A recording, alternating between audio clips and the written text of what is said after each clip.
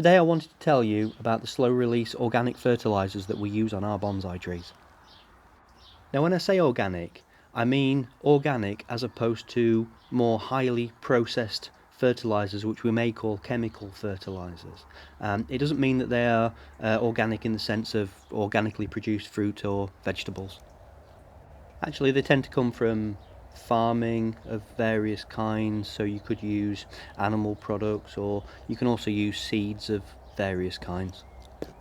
Now we tend to use them for two main reasons. The first one is that it's considered better for the health of the soil. A slow release of nutrients is healthier for the microbiology of the soil as opposed to a fast blast of nutrients which can upset the balance of fungi and bacteria in the soil, and of course a healthy soil should mean a healthy tree.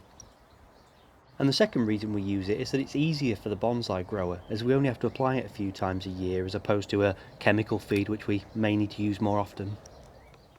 So here at the nursery we use Naruco. Its NPK is 555 and it contains useful trace elements. For the sake of brevity I won't go into what the numbers mean here, but if you're not sure then do a little bit of research on plant nutrition, it is really useful. We apply this 3 times a year, so in April, June and August.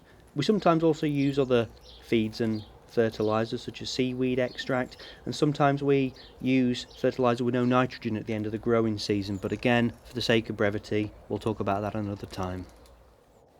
Now we tend not to use it on plants that we're growing in the greenhouse, and you probably wouldn't use it on bonsais that are kept indoors because the slightly lower level of air circulation can cause a layer of mould to grow on the top of it. Not that that hurts the tree in any way, but it does look unsightly. Then for those we'd probably use a liquid fertiliser.